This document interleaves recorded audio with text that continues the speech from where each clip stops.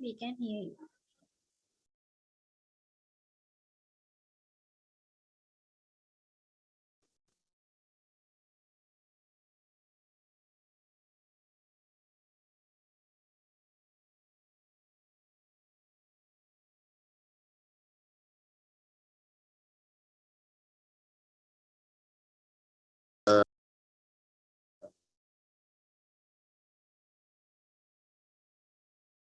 I think not there, but is that correct?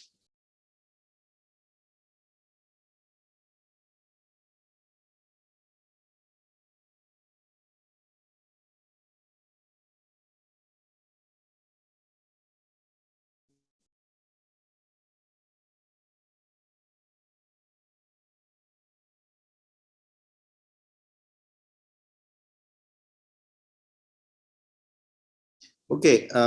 What do you have at 2:15?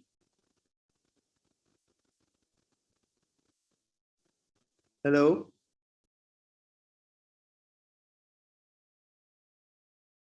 Naomi, what do you have 2:15? Whoever, I don't know who's. No lectures. Rumesh. I can't hear you properly. No lectures after this lecture.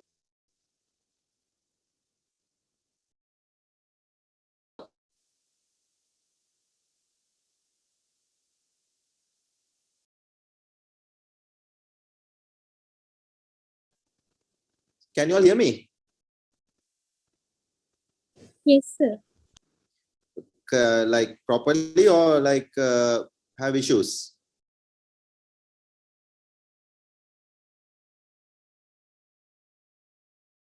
Sometimes it's breaking, sir. Right. Okay. So I'll go slowly because there's no lecture, because this is you have more than 1 hour, so I'm going to go slowly, but we'll go right. And I need you all, so at least 1 person or at least 2 people to answer from time to time. That will be like give me a feedback. Otherwise, I am going to say, so somebody has to tell me, right? So I'm talking about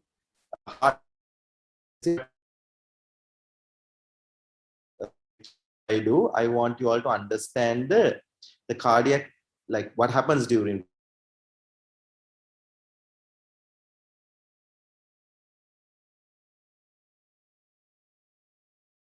right.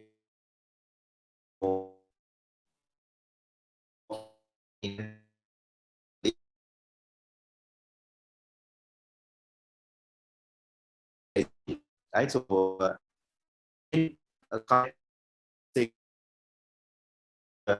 it's a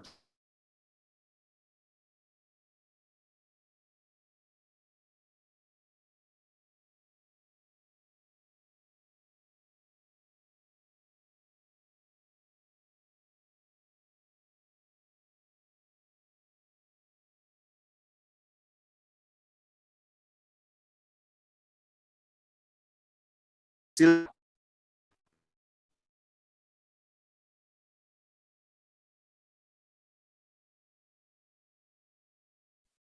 Guys, am I still there? See the slides also? No, sir. We can't see the slides. You can't see the slide. Can you now? No, sir. No. See, can you see? No, sir.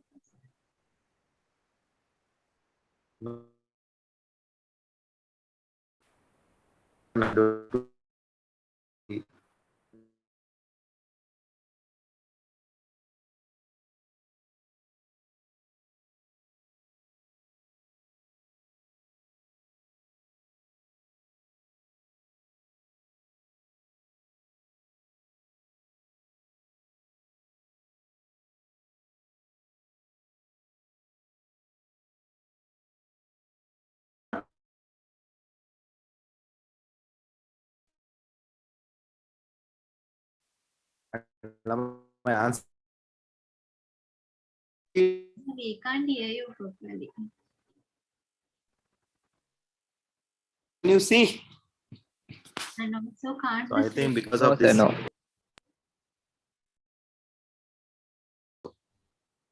whoever answered the was your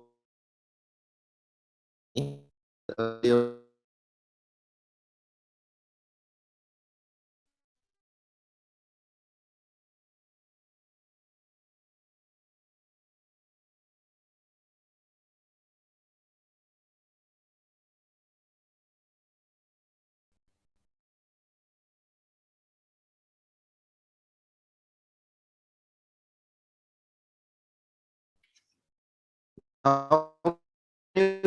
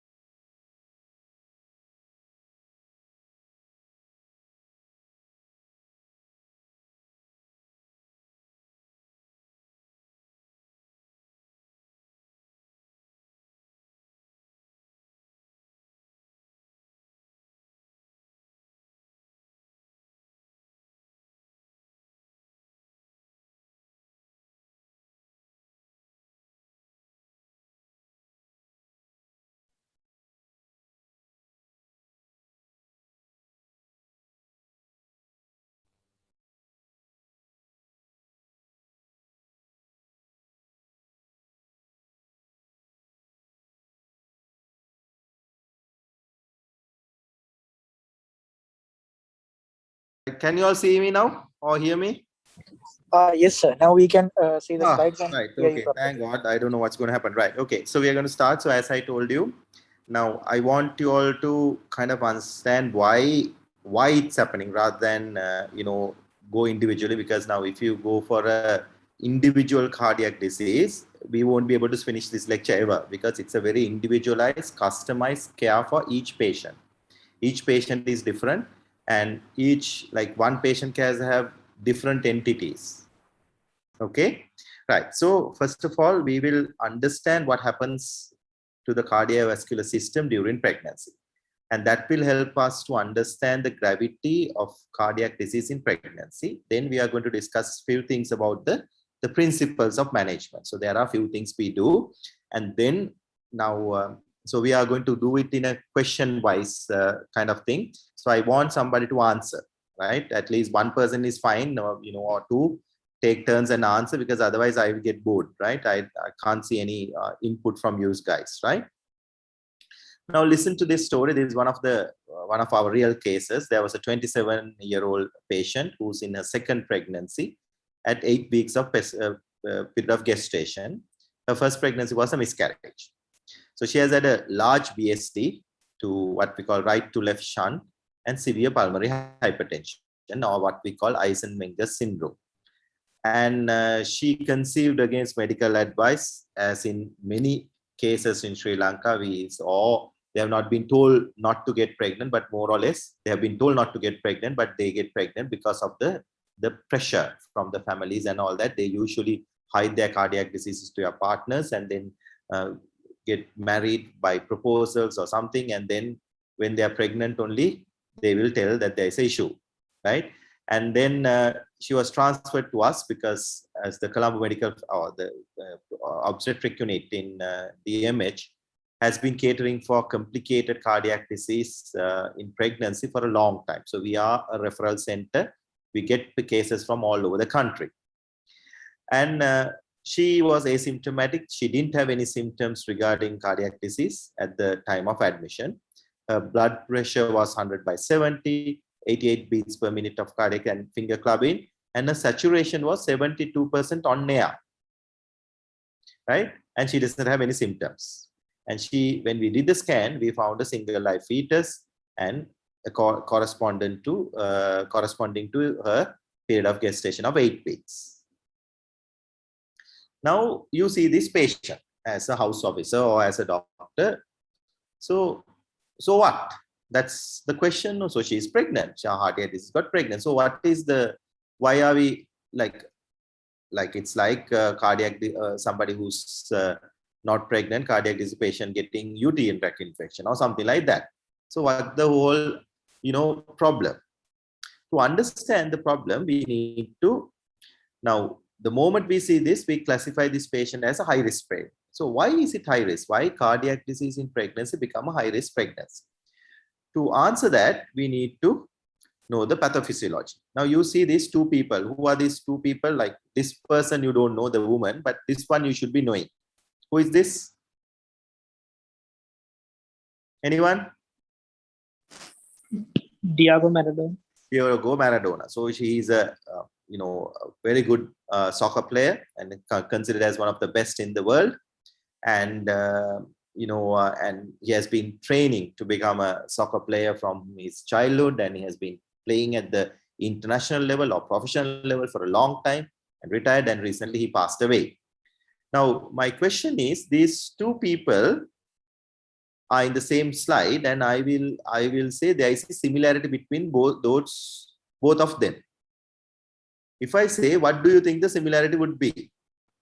How can a trained athlete, Olympic level athlete is comparable to a woman who has never exercised in her life, who's pregnant and pregnant also? Anyone? Any idea? Now the similarity between those two is both of them at one point will increase their cardiac output to 80% of their resting values.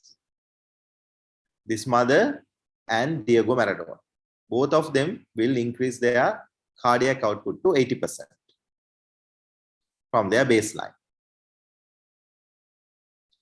Now, Diego Maradona train 8 hours a day and rest 16 hours. He trained only 5 days a week and rest for 2 days. Saturday, Sunday, he doesn't do any practices. And during the actual competition, or when he's doing run up and down, up and down, up and down, and then in the second half, where they give everything they got, right? So like to play the game properly and to win, the last half is very intense, right? People run here and there, and right to the last half of the game, his cardiac output goes to 80% when he runs from one corner to the other corner, one corner to the other corner, trying to get the ball to score a goal. Now, so that is, let's say half an hour, maybe about 20 to 30 minutes, depending on how many penalties you got, right? Times. So he increased and he stays at 80% of cardiac output for, let's say, 20 minutes, or let's say 1 hour, maximum 1 hour. He from the beginning he was playing very well, so he was putting cardiac output at 80% for 1 hour. Now let's see this woman. Now this woman, she also increases her cardiac output to 80%,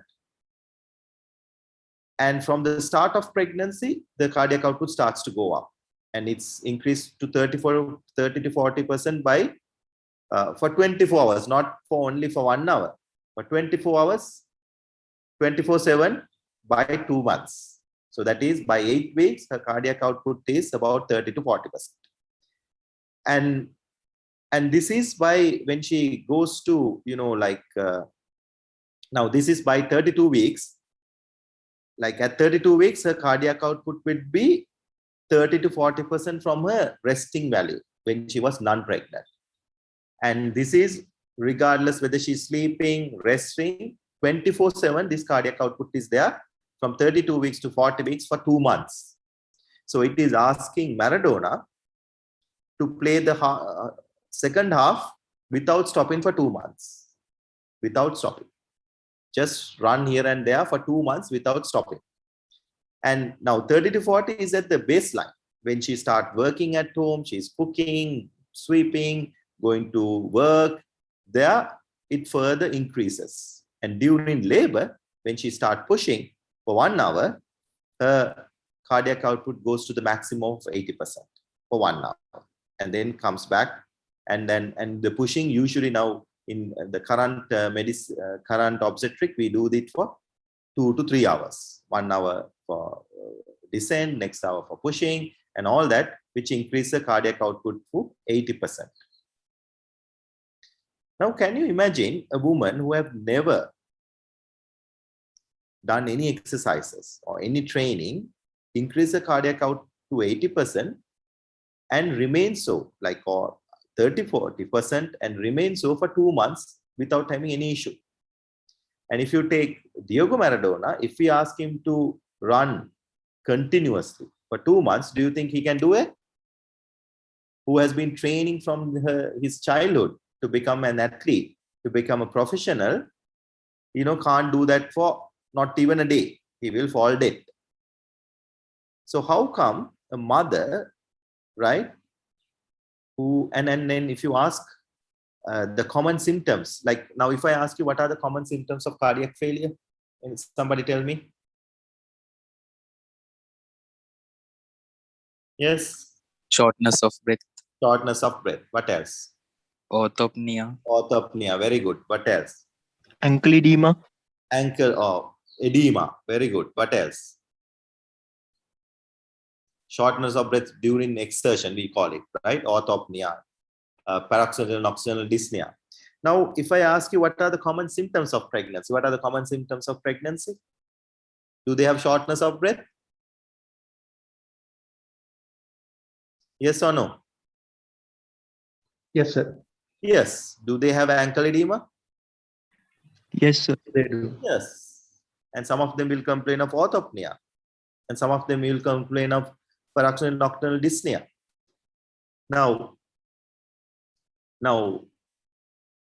these are, actually, if you really look at it, all women will have some sort of a cardiac dysfunction during pregnancy, because from there, so people who have doing, sports and all that tolerate well, but somebody who has never done anything, like, let's say this woman, will have some of these symptoms because she's trying to, but still she'll keep going.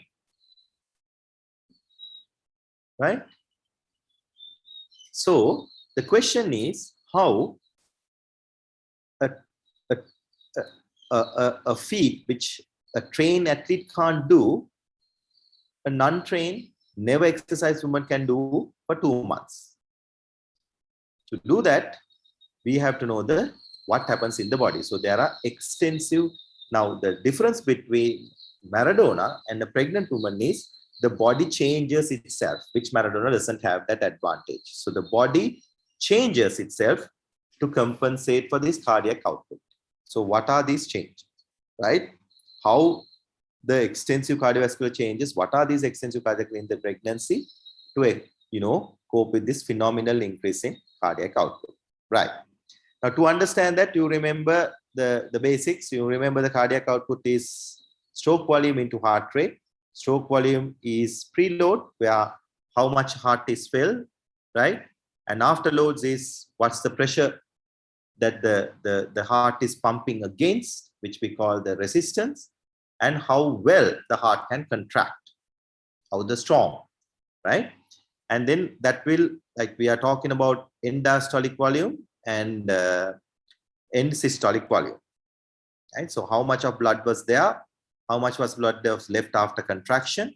How well the heart is contracting. So depending on that, the stroke volume will be, and the heart rate multiplied by heart rate will be the cardiac output. Now, if you look at this chart, what happens during pregnancy? Now, the blue line, now this chart or this graph, we are going to come from time to time, because this will tell us how to manage a cardiac patient in pregnancy. What are our limitations, when you will intervene, and all that will be told to us by this chart. Now, if you look at the cardiac output, you can see up to 16 weeks, the cardiac output rises from the time of conception. It goes up like that. And from there, it plateaus to about 28 weeks, only a slight increase in cardiac output. And again, it starts to go up.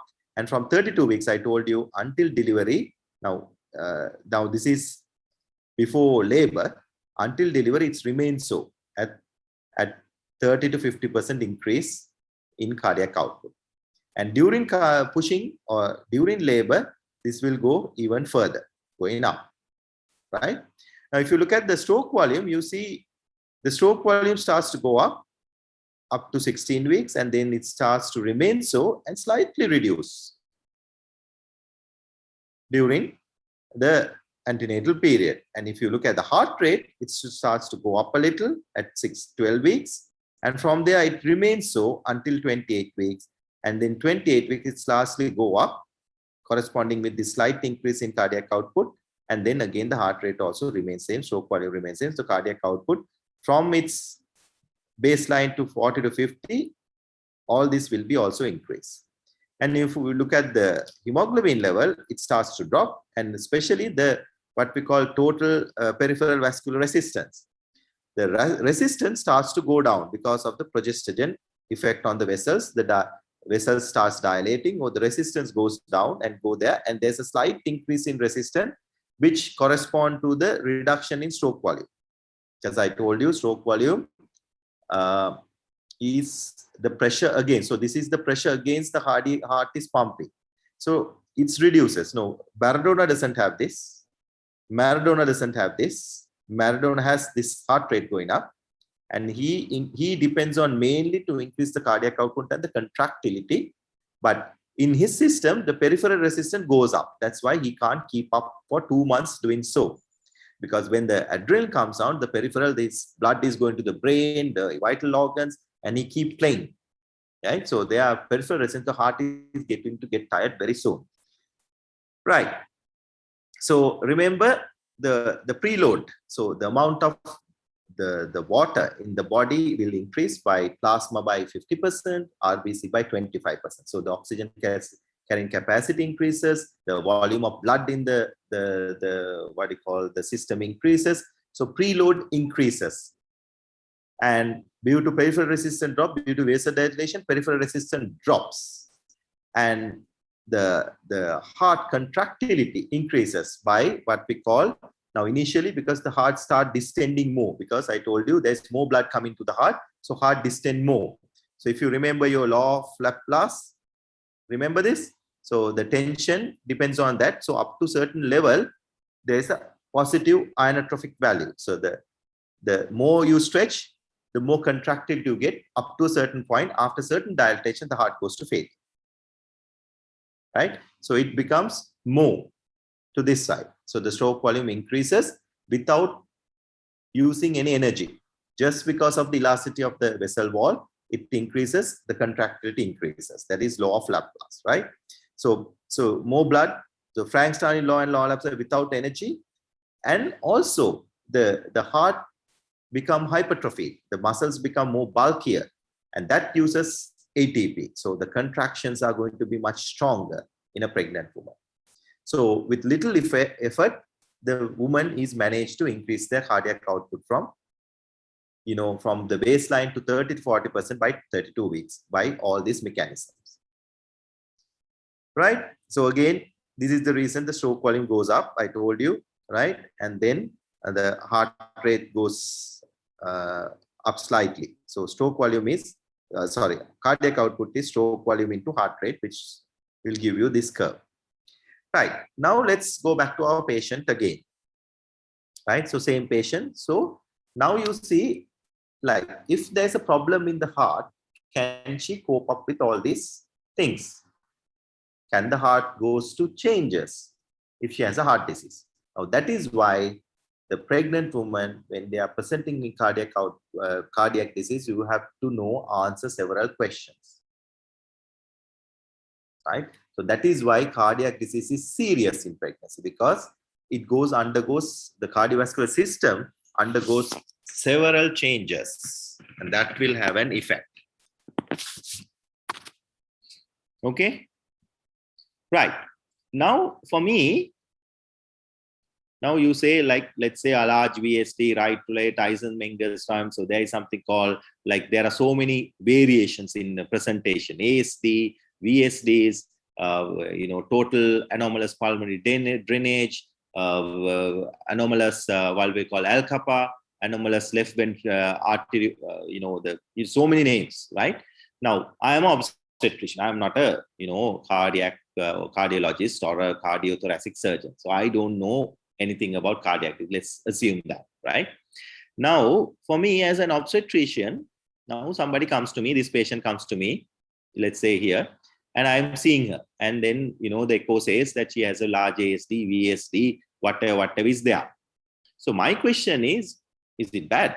I want to know whether, is it good? Is it like this VSD, is it same as a mitral valve prolapse or a MR or MS?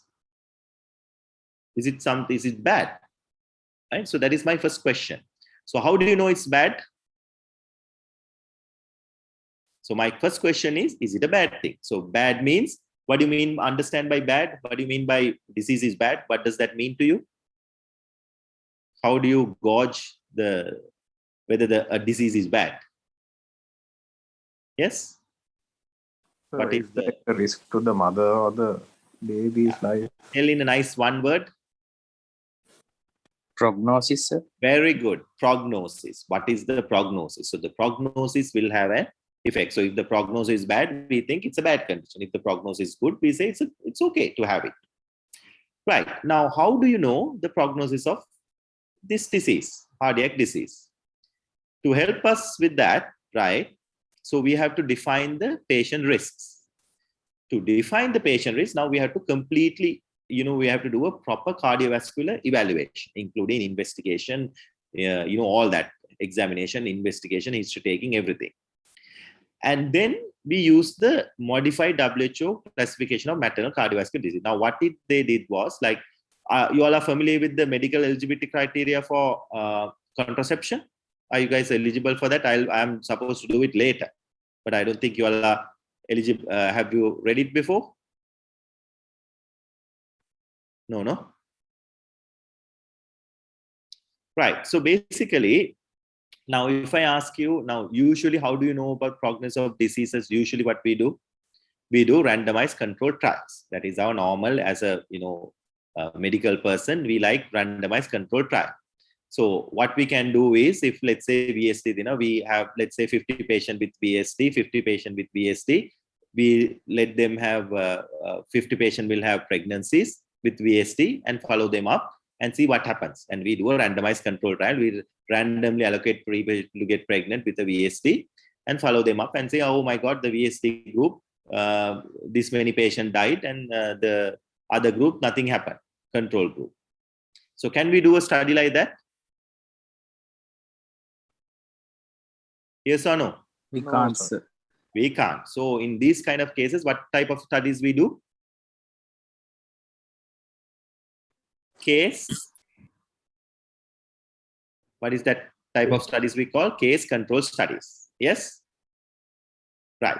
So we get like all mothers with VSDs, let's say in a unit, and then we do. And then we see what happens to them compared to somebody who doesn't have a heart disease. Then we say, okay, their mortality is high. This is the mortality. This is right. So likewise, now there are case reports, there are case series, some case control studies and all that. And there are a lot of literature available. So what somebody did, the WHO did, was they had a group of experts together and they got down all the research available in cardiac disease and then tried to find out, okay, now if this person has a cardiac disease, what is the chance of that person dying? And they categorize into 4 categories. All the cardiac disease, not all the cardiac disease, whatever the evidence they have about cardiac disease, they categorize into 4 categories. And they tell us if this patient belongs to this category, they have a higher chance of having an issue. So class 1, class 2, class 3, or category 1, category 2, category 3, and category 4 is the worst case scenario. If somebody belongs to category 4, they have an 80% chance of dying during this pregnancy. So the prognosis is bad. If they belong to cardiac category 1, they are equivalent to a non-cardiac patient. So we can continue. We don't need to worry about anything at all. So these are so category 2 is slightly more bad, and class 3 is again bad. They have about 50%. So after evaluation, we have to see what happens to the complete evaluation is history, examination, easy. We have to exactly find what is the cardiac lesion she has, what is cardiac functional status, which we define by NYHA, right? To see what is failure or the functional status, we call it, whether it's NYHA class 1, class 2, class 3, or class 2. Right? And we may have to do cardiac MRI, catheterization, coronary angiogram, whatever the means to find the exact, accurate diagnosis of the cardiac disease is important. After that, we categorize them to these WHO classes 1, 2, and 3. So no detectable increase, nothing has happened. Small increase in maternal mortality, may have morbidity increase, significant increase, extremely high risk of morbidity mortality where they can, right? So usually class 1 and class 2, we are not worried about. Class 3, we know that we are going to have trouble, and sometimes we offer them termination. Class 4, pregnancy is contraindicated. Here, continuation has risks. The continuation is okay, but there are risks. No risk at all, or compared to a non-cardiac patient. Right. Now, go home and get this downloaded, and you read these conditions, and then you can see. Now, if you look at it, now there is a different category, 2 or 3 category also there. So that is because the evidence is contradicting. Some says is okay, some says is bad. Right. So there are certain conditions where, depending on because I told you we can't actually put one case. Now, VSD patient with pulmonary hypertension become WHO class 4 when they have only a VSD. If that's repaired, it's class 1. If it is not repaired, it's class 2 without any complication. So each disease with other complication can fall into category 1, 2, or 4 even. And so you have to know that. Right. So now this patient, what category does she belongs to? Our patient. So she has a large VSD with a severe pulmonary hypertension. Which class she is going to belong to? WHO? Class 4, sir. Class 4. So it means there is a 80% chance that this patient would die during pregnancy and 20% chance of survival. Okay. Now, again, as I told you, when we say 80%, is it 100% of the time that she's going to have the disease in 80% of the time? It's not, right? Because we are gathering data and saying that this is the chance, right? So it means that something like, let's say we are buying a ticket for lottery. So there is 0.004% chance of, or 1% chance of you winning the lottery. So buying the ticket doesn't guarantee you this thing, but if you buy the ticket, there is a chance of 0.001. It doesn't mean you may get the lottery, you may hit the jackpot, you may not hit the jackpot. Extremely rare. But here, it's not extremely rare. 80% of the time, you are going to hit the jackpot. But it's not 100%. So we are gathering our information that we have, and we can tell you, this is your calculated risk. That is what we are doing as doctors. Now, my next question is, now I know this is a bad condition now. Now, my second question is, can she, if she came to me before getting pregnant, I want to know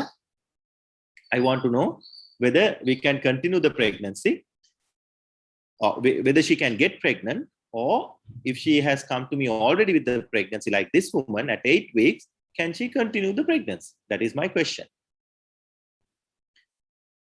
So to answer that, we have a multidisciplinary team. Now, it's very important how we address each question, right? And this is how we manage a cardiac disease patient, right? So your multidisciplinary team, it depends on the obstetrician. So obstetrician, as myself, if I'm managing a cardiac disease patient, I am the responsible person. So I'll be getting all my other colleagues involved, and we make a collective decision about this patient depending on our expert, our facilities available. For instance, somebody doing MDT in Dehiyatta Kandiya would say, okay, send her to us, send her to the professorial unit Colombo. They will manage. So then we have a meeting and we discuss what to do, right? And depending on the cardiac anomaly, we may either get all of these people involved or some people. If there's let's say, arrhythmias, we will get the cardiac electrophysiologist. If there's no arrhythmias, we don't need that person. If we think of a surgery, cardiothoracic surgeon. If not, usually it's the obstetrician, cardiologist, the anesthetist. If there are other issues, neonatologist, physician, and all that will be taken into account. Then only we can make a decision. Not all people go in all cases. Remember that also. So we now, after the MDT, we have only two options: terminate the pregnancy, continuing the pregnancy. Now, how would you arrive at that conclusion? When are we going to terminate this pregnancy? Are we going to continue the pregnancy? To do that, we have to go back to our chart. Now, if somebody comes before 16 weeks, can you see when they're up to 16 weeks, there's a rise in cardiac output. So if now this woman is at 8 weeks here, and we know her cardiac output is going to rise further, right? And she may not tolerate this and she may die, right? So we have to think about now, if anybody presents between, before 16 weeks, we have to consider termination because we don't know what's going to happen into the future. What we know is if she continues the pregnancy, there's a high risk of she's dying. Now, let's say this woman didn't come and she came at 20 weeks. Now, she doesn't have any symptoms. Now, she's at her maximum, like for that period, she has a significant cardiac output. And if you look at it, until 28 weeks, this cardiac output remains same. Now, in obstetrics, 28 weeks is a very important landmark. Why is that? Anyone? Why 28 weeks is a very important landmark for us? You can deliver preterm, sir. There is a chance of survival. The baby can survive before, like now even 24 weeks has survived. But usually in Sri Lanka, it's 28 weeks or more. There is a chance of survival, right? So 80% of the babies born at 28 weeks can go home. So now if somebody present here, if now we know that she's tolerating whatever the cardiac lesion at the moment, the cardiac output at the moment without any symptoms. So can she continue the pregnancy till about 20 weeks? And do we expect her cardiac output to go up? Yes or no? So let's say I will keep one person on. Who's this person who's answering? Who's the person who's answering? Arujanali or Bandar or Tarindu? Hello? Yes, sir. Right. Tarindu, keep your phone on. The mic on. You tell whatever comes to your mind. You are representing the whole batch. Okay? Okay. Right, Tan. Right. So what do you think? Can we, like if they present at 20 weeks, do we expect the cardiac output to go up further until 28 weeks? It will be more or less the same. More or less the same. Similar. So if she can tolerate the pregnancy, if they can tolerate all this, can she go till about 28 weeks with Yes. monitoring? Yes. And we give the baby a survival chance. So we see whether we need to deliver here. At 28 weeks, we know that she's going to go up to 32 weeks, again increase. If she can tolerate here, we might even continue till 12, 24 weeks, 34 weeks, depending on that. So that's what one decision. So here, this patient has come here at 8 weeks. Right. So the next question would be, right, either termination of pregnancy or continuation of pregnancy. Now, if they choose termination, now we can offer only, because we can't say 100% she's going to die. We can say you have 80% chance of dying. So she say I have a 20% chance of survival. I want to continue the pregnancy. Then we are not going to play God. No, you go get out from here. You go to another unit and we don't want a maternal death in now. No, you can't do that because that's a personal choice. Reproduction is a personal choice and a personal right. And the patient decides, no, I want to continue the pregnancy. I know the risk. I know I might die 80% of the time, but I want to take my chances. I want to be a mother before I die. It doesn't matter. I want to die giving birth. I want to leave somebody behind me. Right? This has happened many times. In my in cardiac, I have seen this happening many times in my career because I do a lot of cardiac disease in pregnancy, and also in other. You have read in news and all that. You have seen that somebody who had one of the minister's daughter who had breast cancer, and he refused chemotherapy, and she gave birth and she died of breast cancer. Right? So it's a personal choice. We are not there to play God. We have to respect the patient's right, and they are what they want. But we want to know whether they are taking that decision by their choice. The mother-in-law is saying, or the mother is saying, or somebody else is pressurizing her to continue pregnant. That should not happen. As long as it's taken willfully, without any undue pressure by the mother's side, we should be, thinking of continuing pregnancy. Or, if she says, no, I don't want this, I want this baby, to be terminated, yes, we go ahead with that. And we can't say that I don't do termination. I'm in Sri Lanka and, I am in this religion. Then you can't do that. Or you send her to a place where somebody is going to do that. Because you're playing, you're playing with somebody's life, right? So there is a time frame to do all this, right? So now, actually, this woman choose to continue the pregnancy, right? And if she chooses to continue the pregnancy, now what we usually do is we send for a psychiatric review, because let's say I tell you are going to die and we can terminate and save you. You say, no, I want to take. First thing you want to know is whether that person is sane, whether she's making that decision or whether she has the capacity to consent. We call it in a medical term, whether she's, this is not a psychiatric disorder or, hypoxia causing her to think differently. We have to know that, right? And then we respect her and then we allow to continue. So if you are allowed to continue the pregnancy, now we want to get the maximum out of the heart. We have to optimize her. Now, how are we going to optimize her? Right? So you remember, right, to the anything which increases the oxygen, requirement will have a problem. So there's this formula, but definitely if there's increase in metabolic demand, there's going to be increase in oxygen. So now if you start getting down from there and walking to the toilet or going to do some work at home, what is going to happen to your cardiac output? Yes, Sarindu? Now your baseline is at, let's say, 20%. Now you start doing some work. Is it at 20% or increase? It will go up, sir. Go up. So we do strict bed rest. She's not supposed to work. She's on the bed. Now, if we increase her hemoglobin, if she's anemic, is it going to help her? It will worsen. It worsen because your heart rate is going to go up. The heart is going to pump more cycles to continue to deliver the oxygen with whatever the limited hemoglobin it has. So we have to optimize the hemoglobin. We have to, either give blood or increase, like giving iron and all that, increase the hemoglobin level.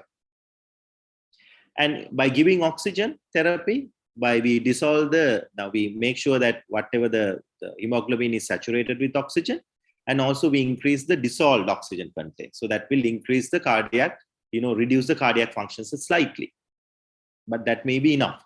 So at night, we know the carbon dioxide levels slightly go up, oxygen levels slightly go down. That will have a problem. So at night, sometimes we give continuous oxygen to the woman to increase the oxygen levels. And if you get an infection, what's going to happen to the cardiac output? Yes? Increase. So we screen for infection and we treat them aggressively. So sometimes some non-pregnant women, we may not even give antibiotic. For here, we will load them with sometimes very high-fi antibiotics also, because we don't want her infections will also go to sepsis or anything, because that's the end of her.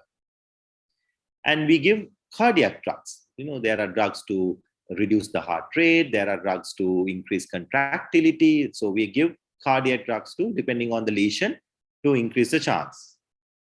And sometimes we can even operate if there's a, if there's a stenting to be done, or if there's a, new valve to be done. We have been done operate. So I have been done operations where the patient is in a cardiac bypass pump, monitoring the pregnancy, and then they have replaced the heart and start, and then we continue the pregnancy. If there's anything, I'm going to take the baby. So we wait till about 28 weeks and to do these things, right?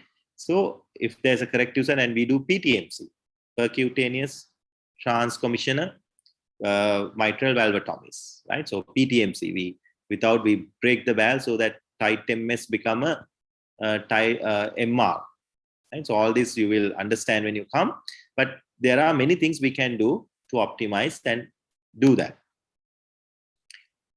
right? And now when you put to somebody for the cardio, now we know by research, when a patient goes to cardiopulmonary bypass machine, there's a high chance that baby dies. It's about 33%. Babies will die. Now, how does, you know what a bypass machine? Have you all done your cardiothoracic appointment? Narindu? Yes, sir. Yes. So what is this machine does? So we stop the heart, we connect to the cardio bypass machine. So what will that machine do? It will do both the functions of the heart and the lungs, sir. Yes. So do you get less oxygen, or we can increase oxygen to 100% if you want to? We can increase, sir, I think. Right. So how does the babies die then? Now we are giving it's better than a heart itself. So how does babies die when they go to cardio bypass mask? That is because, again, physiology will understand the physiology. Because now, if you have, I don't know whether you have tried that, if the patient is a cardiac pump, if you feel for the pulse, do you feel it pulsating, or there's no pulse of the patient?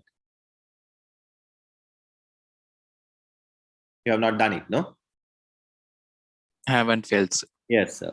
Right. So they don't have any pulse. It's like palpating a dead body, because it's a motor. There's no, diastole, systole. It'll come throughout the thing. They'll be pumping and then taking the blood across the body. So there'll be no pulseless. But they get a lot of oxygen for the whole body. So there's no issue. But it goes a thing. Now, the problem with the placenta, if you look at, remember this thing.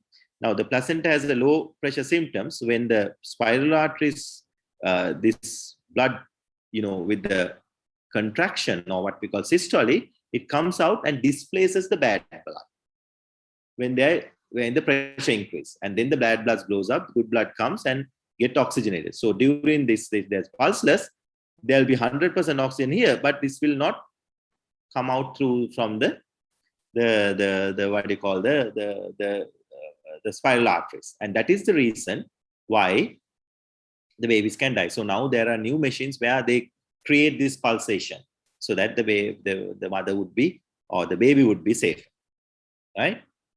Right. Now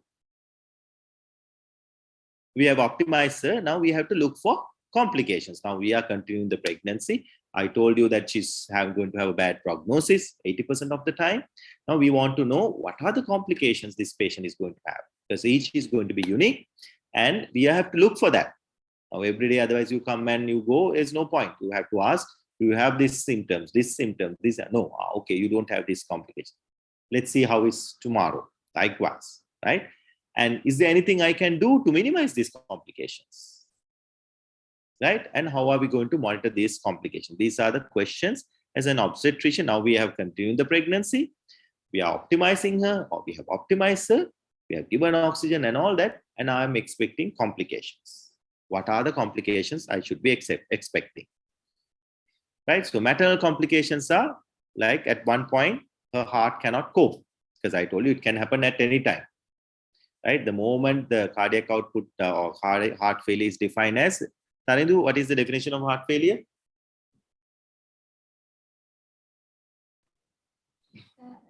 Yes?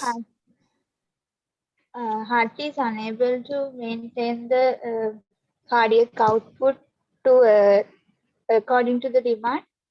Very good, right? So when the heart cannot meet the metabolic and nutritional demand of the body in the end organ part of it, right? So then the patient goes into heart failure. So that can happen, and they can have preeclampsia and eclampsia. Did I do the hypertension in pregnancy lecture with you all? No, sir. Yes or no? No. Okay, so I probably do it in the future. So then we will understand how heart disease can cause preeclampsia, right? So here it's a risk factor. So severe preeclampsia and eclampsia can happen. They can develop deep vein thrombosis, because now we are asking the mothers to stay on the bed, right? And then they have risk of infection because their lungs are going to be much more wetter. We call pulmonary edema and all that. And they also can die. That's the complications. And what we can do, we have to check every day for NYHA class. If she's deteriorating, we have to terminate the pregnancy. We can give aspirin to reduce the chance of preeclampsia, because it has shown to reduce chance, and daily monitoring, and thromboprophylaxis for DVT. We put stockings, and sometimes if they're bedbound, we give what we call low molecular weight heparin, right? And when we see infection, we quickly treat her, and sometimes we use ICU care to give more intensive kind of or aggressive kind of forms of treatment, right? So that is the principles of care, right? And we can see fetal complications. So we have to look after the baby also, because now there is chronic hypoxia, right? And then the oxygen has less oxygen. The baby has less oxygen, right? And it will cause intrauterine growth restriction. And there's high risk of miscarriage. Some of the medicine that we give can have a miscarriage rate. And also, if the cardiac disease is congenital, the fetus has to maximum of 20%. Not all cardiac diseases have 20% chance. Maximum is 20%. And the fetus to have a congenital heart disease. And if the fetus has one, there's a 50% chance it's same as the mother's. If the mother has a VSD, there's a 20% chance the baby can get VSD as fetus, and there's a 50% chance that the lesion is same as mother's VSD, right? And we may have to terminate the pregnancy. We have to take the babies out early, or they can go into preterm labor early. So preterm, prematurity, and its complications also there, right? So we have to date the pregnancy very well, because we may have to take the baby out. So when we are taking a baby at 28 weeks, we want to know whether it's 28 weeks, not 27 weeks or 24 weeks baby we are taking out. We have to be absolutely sure about the dates. And we do anomaly scans to see whether the baby also has a congenital heart disease, and may even do a fetal echo. There are 2-3 people who in Sri Lanka who does fetal echoes, right? As in a proper way, like a cardiologist. And we continue to grow, see the baby's growth, right? And for prematurity and all that, if we are thinking of delivering, we give steroids to lung maturity, mag sulfate for brain, reduce the chance of cerebral palsy, and proper NICU care, right? What we call neonatal care. And as a hospital, we are in level 3. That's the highest level one can have. So then we can take care of even 2 24-weekers born. And there's a chance of them also going home. So that is our principles of care, right? Now, the main important things, now we have, the patient has decided to continue the pregnancy. We have optimized. We are looking for complications. We are, giving certain things to prevent complications. And let's say she has had an infection. We have treated that. All has been doing. And now it comes to me as a consultant, right? Or with the help of our MDT. When are we going to deliver, and how are we going to deliver this baby, right? Is it going to be 32 weeks, 34 weeks, 39 weeks? And how? Can she have a vaginal delivery? Do we need to do a cesarean section and all? Right? So how do you make this decision? Now let you see, right? So I told you one cutoff is 28 weeks. Now if a mother who has a problem, let's say come here, and she managed to go to 28 weeks. Now, after 28 weeks, any deterioration, we are going to deliver the baby. That's number one. Something we know now, she's in, let's say, NYHA class 3 or class 4 at 28 weeks. Can she increase cardiac output further? What is NYHA class 3 or 4? They are in? Yes, Lavit, they are in? Severe heart failure? They are in heart failure. So now if they are in heart failure, can they increase cardiac output further? No. No, then they will die. So then we will determine. So once we achieve 28 weeks, we are going to deliver. Now, if she is okay at, let's say, 29 weeks also, she is 28 weeks, she is asymptomatic. At 29 weeks also, she is asymptomatic. So let's say at 32 weeks, then we think, okay, she's okay, because at 32 weeks, again, there is a cardiac, she has a cardiac output. Then again, if somebody is class, let's say class 3 here, or class 4, then we are okay. But now after class, like 32, or may push a little bit further at 34 weeks. Now, if you develop any cardiac, like preeclampsia or any other complications, at 32 weeks, we deliver. If no complications, we wait till 34 weeks, not all disease, now severe disease. Now, 34 weeks, she's, let's say, NYHA class 3, and she's finding it difficult. Now, are we going to ask her to run for another 2 months? Right? She managed to increase her cardiac output from whatever she was non-pregnant to pregnant stage, which is about 40%, and she's now tolerating. Because she's tolerating, we say, okay, run. It's asking like Maradona, just finishing the half time. You say, no, you can't take a break. Go and play for another half an hour. Right? And when he comes back again, no, play again. He will die. So same thing can happen to the patients. So after 34 weeks, we have achieved maturity very well, because 34 weeks, there's about 99% of the babies will go home. So we will deliver. Now, if she has a heart condition where she's tolerating well, there is no significant, she's NYHA class 2, we wait till 37 weeks. We want to, she can tolerate the pregnancy, and even beyond that, at 40 weeks, right? And usually after 40 weeks, we deliver cardiac disease patients. And that is this a mild cardiac disease, there's no issue. And a lot of people think cesarean section. Now, as a student, I thought cesarean section is the best way to deliver the cardiac output. Any cardiac output, cesarean section. No. Now we have changed completely. Now most of the cardiac disease we try to have vaginal delivery, because it's more safer than cesarean section, where they have a high risk of blood, postpartum hemorrhage, high risk of anesthesia-related complications like pressure drops and all that, where they can kill the patient. So we try to do vaginal deliveries, right? So the vaginal delivery thing is very easy, right? Now, like it has to be like pass all these things. They have to be class 2 or NYHA class 1 or class 2. There shouldn't be any other issues, right? Or there can't be any, chance of, aortic dissection and all that, right? Now, cardiac output lab. Now, mode of delivery depends on whether she can further increase. Now, I told you, now she's at 40%, 50% of cardiac output from her non-pregnant state. Now, when she goes into labor, there are increase. And actually, in the second stage and third stage, the cardiac output is about 80% from the thing. So, if any condition, if there is something which she can't increase cardiac output anymore, can she have a normal delivery? If she can't increase the cardiac output further, can she have a vaginal delivery? No, sir. No, like what we call fixed output syndromes, like aortic stenosis, severe aortic stenosis. Now, after 40%, she is okay. Now, are we going to ask her to be 80%? And we know that is the maximum her cardiac output is. And then we know during pregnancy, she needs to increase, but the aortic stenosis is such, how much the heart pumps, only little bit of blood will go out. So can she have a normal delivery? In that case, if there is a condition which cannot increase cardiac output further, like we call fixed output syndrome, they can't, like mitral stenosis and aortic stenosis.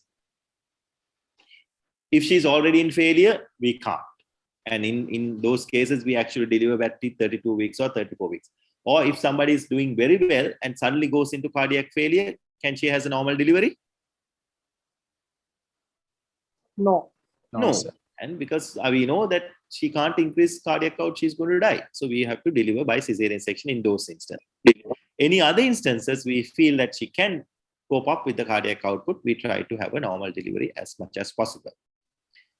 right? So most can undergo delivery. So it depends on maternal condition, the cardiac lesion, the fetal maturity. Like if you are taking a baby out at 28 weeks, then they won't be able to withstand the labor. So we might do a cesarean, and if the baby have fetal complications, how good is a cervical, or what we call cervical favorability, because the Bishop score has to be good for a normal delivery, and availability of care, right? Whether we have ICU care, we have the expertise, our ICU do what we call second stage assistance inside the ICU, then yes. Otherwise, now same patient who can have a normal delivery in our unit may have a cesarean section in a different unit, because they don't have the expertise to manage her in the cardiac ICU, right? So depending on the patient and all these factors, but remember, most can undergo vaginal delivery. Cesarean section is not an easy way out. It has to be done for absolute necessary reason, because it has a higher risk of dying than a normal delivery, right?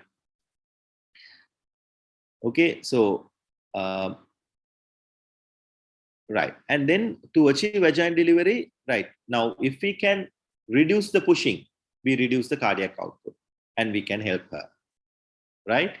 And pain, because during pain the heart rate goes up, so then remember, stroke volume into heart rate is cardiac output, so the cardiac output goes high if she's going to increase her heart rate. So we give proper pain relief, usually epidural, right? So effective pain management, second stage by doing this, and reduce PPH by doing various mechanisms, make sure that her hemoglobin levels are high at the time of delivery. So all this will help for vaginal delivery, right? So now let's say she had a vaginal delivery or cesarean section. Now we want to know after delivery what's going to happen. Is she going to be in more danger? But because physiologically we know the moment she delivers, 500 ml of blood comes to the system. So she's at the verge of like the preload is maximum. Now suddenly there's another 500 ml increase in preload. Can she cope? Yes or no? No, sir. No. So they will go to what we call pulmonary edema or right heart failure. Right? So that is a critical thing to happen, because the lungs will not get the oxygen, the blood will not get oxygenated, because lungs are going to fill with water. So we have to beat. And the second thing is can she breastfeed, because we know during breastfeeding heart rate goes up. So if she's in NYHA class 3 or 4, she can't, when she turn to dress, her heart rate she goes into failure. That is class 4. Dyspnea at rest. So can she breastfeed?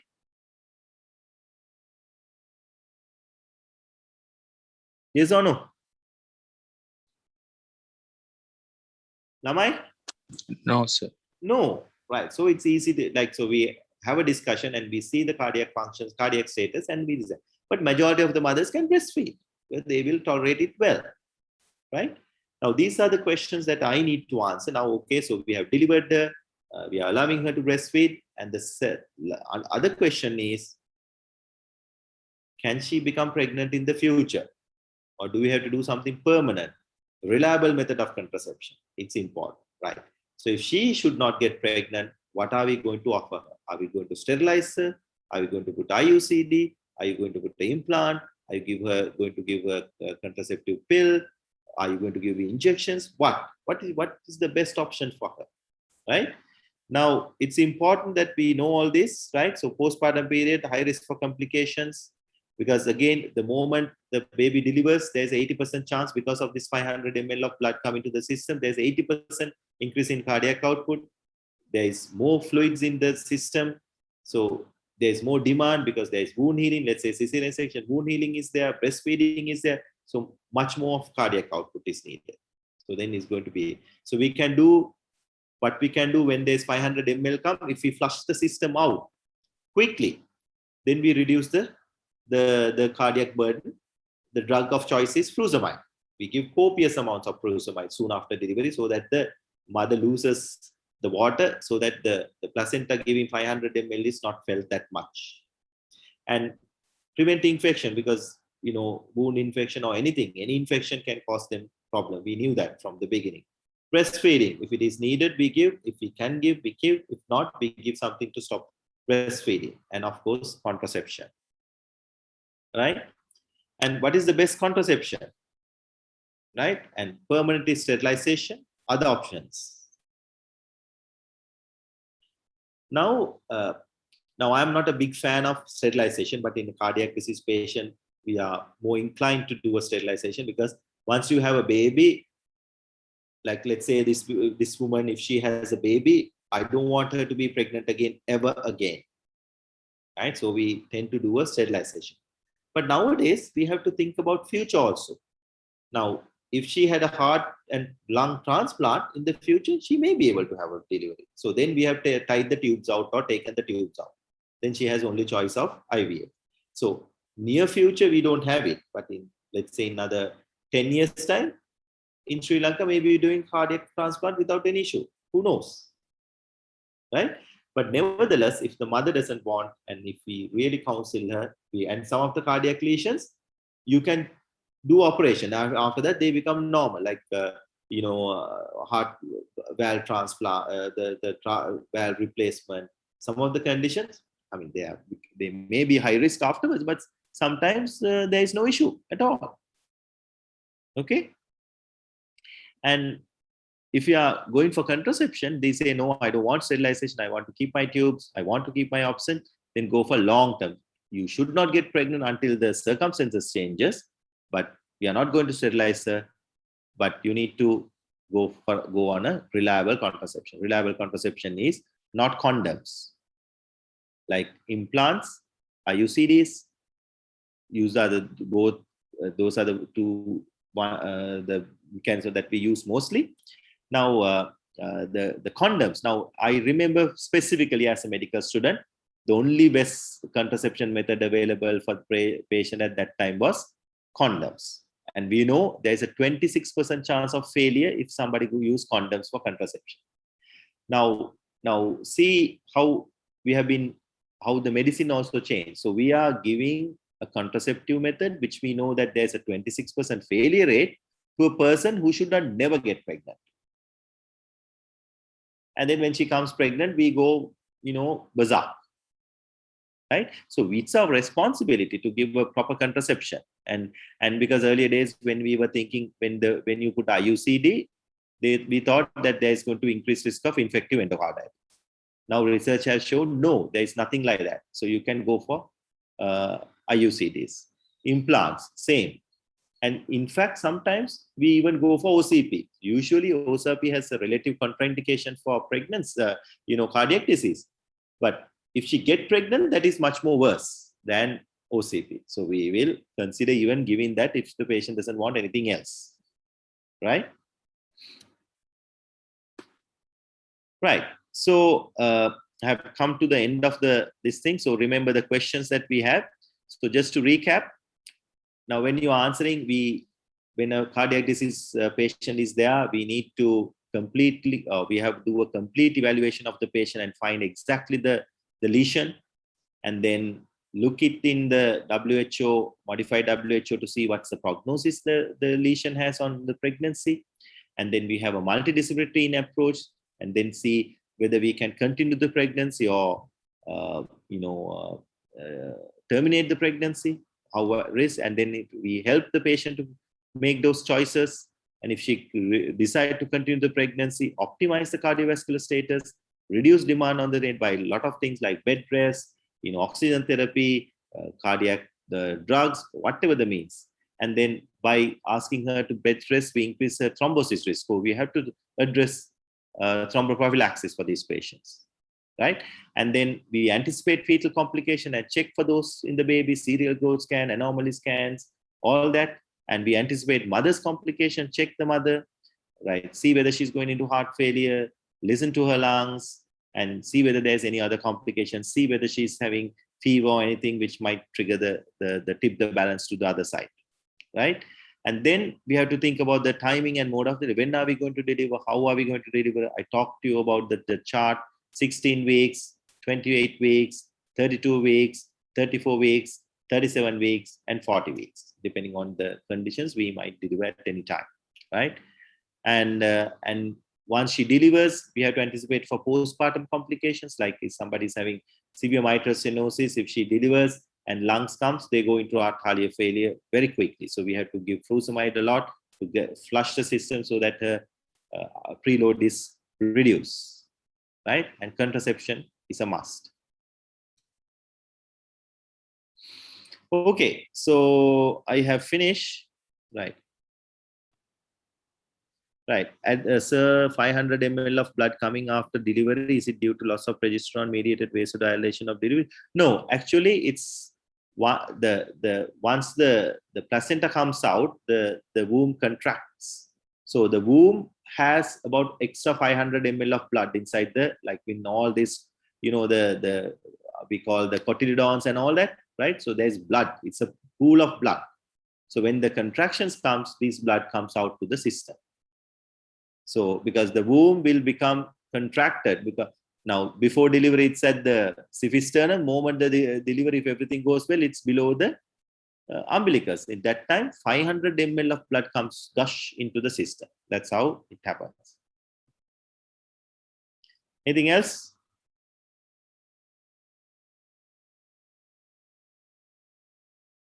Okay, so I hope you got the taste of what cardiovascular disease in pregnancy. It's a serious condition because of the extensive cardiovascular changes the body undergoes during pregnancy. If a mother cannot compensate or cope with that kind of cardiovascular changes, she's going to die. So we have to intervene at that point.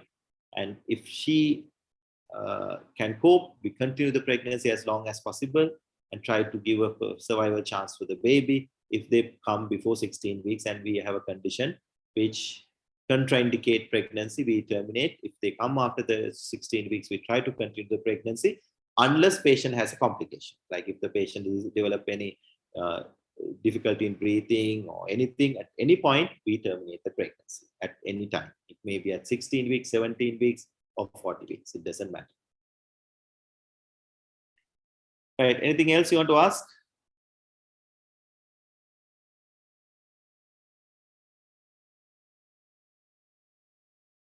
Okay. Thank you then. So go home and